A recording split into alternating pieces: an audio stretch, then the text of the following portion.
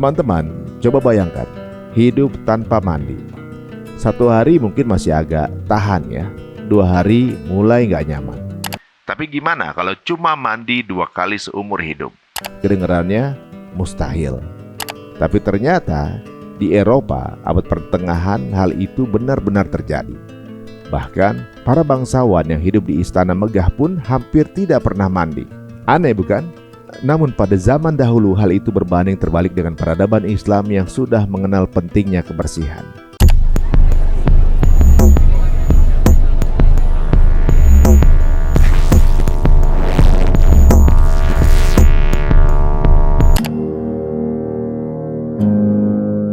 Sejarah abad pertengahan sangat identik dengan zaman kegelapan di Eropa Barat.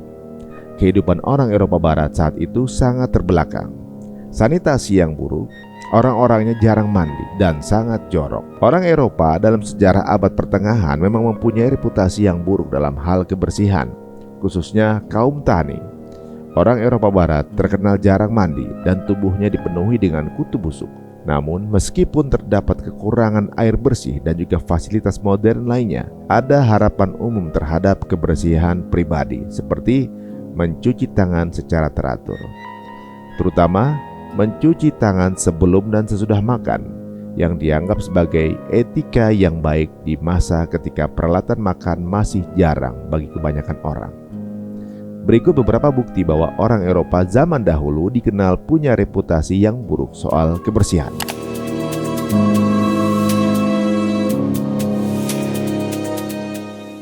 Pada abad ke-14 hingga ke-17, banyak orang Eropa percaya bahwa air bisa membawa penyakit.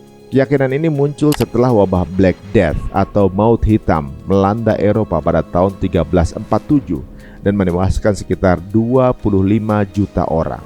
For your information guys, wabah hitam atau Black Death adalah pandemi terburuk yang terjadi dalam sejarah abad pertengahan yang membunuh lebih dari separuh populasi Eropa.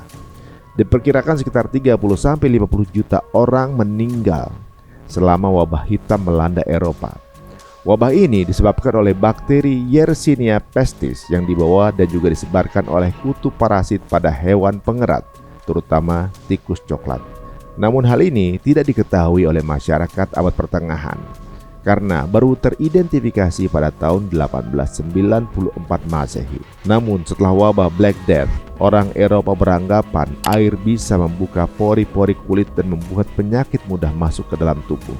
Akibatnya, mandi dianggap tindakan yang beresiko.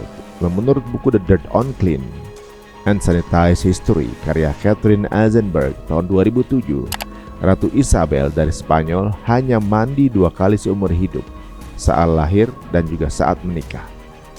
Ratu Marie Antoinette, istri Raja Louis ke-16 yang dikenal glamor, bahkan jarang mengganti bajunya. Untuk menutupi bau badannya, ia menggunakan parfum beraroma bunga dalam jumlah besar. Raja Louis ke-14 dari Prancis yang memerintah dari tahun 1643 hingga 1715 dilaporkan hanya mandi 2 kali sepanjang hidupnya. Seorang diplomat Rusia pernah menulis bahwa sang raja berbau seperti binatang liar. Masalahnya bukan cuma mandi. Di banyak istana, bahkan yang semegah istana Versailles, kebersihan lingkungan juga buruk. Catatan National Geographic menyebutkan bahwa di tahun 1675 di hampir setiap lorong istana ditemukan kotoran manusia karena tidak ada toilet modern. Para pelayan sering membuang limbah ke tangga atau juga taman. Rambut para bangsawan juga jarang dicuci. Untuk menutupi bau mereka menaburkan bedak wangi tebal di rambutnya yang seringkali penuh dengan kutu. Menurut catatan Today I Find Out, beberapa orang percaya mencuci wajah penuh bisa menyebabkan kebutaan. Bayangkan, di satu sisi mereka hidup dalam kemewahan, tapi di sisi lain tidak mengenal dasar kebersihan.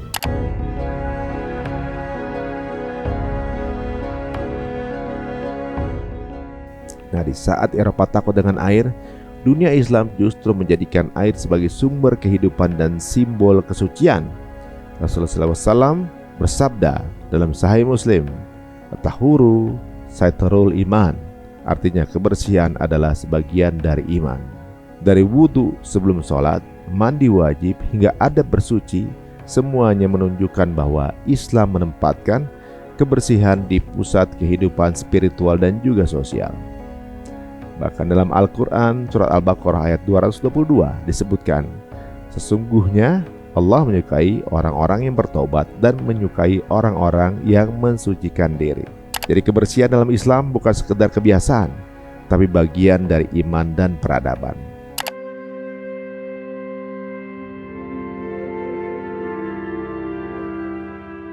Mari kita lihat Baghdad yang dibangun tahun 762 Masehi oleh Khalifah Al-Man dari dinasti Abbasiyah.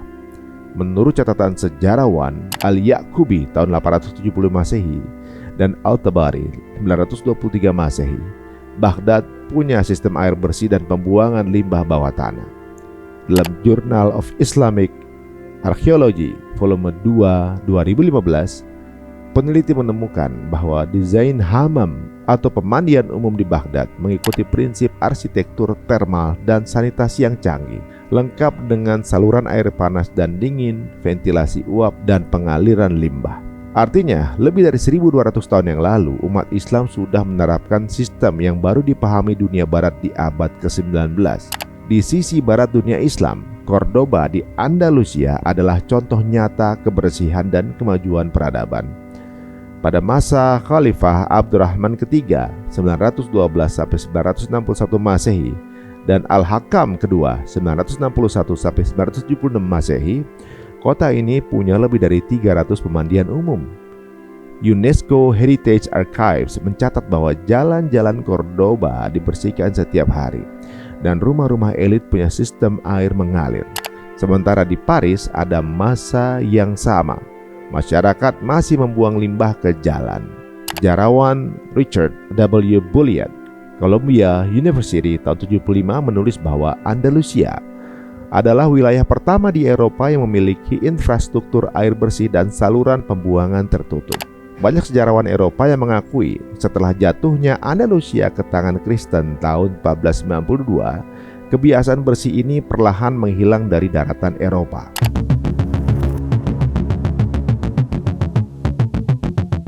Dalam bidang kesehatan, peradaban Islam juga jauh lebih maju dan bersih. Bimaristan Al-Adudi di Baghdad, didirikan tahun 981 Masehi oleh Adud Al-Daula, memiliki sistem air mengalir dan pengelompokan pasien berdasarkan jenis penyakit. Dalam Annals of History of Medicine, volume 7, 1998, disebutkan bahwa rumah sakit Islam menerapkan kebersihan ruangan dan juga alat, bahkan sebelum teori kuman dikenal. Al-Razi tahun 854 dan 925 Masehi, seorang dokter dari Rai, Iran, menulis dalam Al-Hawi fi Al-Tib bahwa alat bedah harus dicuci dengan alkohol agar steril. Ibnu Sina atau Avicenna 980-1037 Masehi dalam Al-Qanun fi Al-Tib menulis, udara bersih dan tubuh yang disucikan adalah kunci kesehatan yang paling besar. Ide ini baru dikenal di Eropa ratusan tahun kemudian, setelah teori kuman dikemukakan oleh Louis Pasteur pada abad ke-19.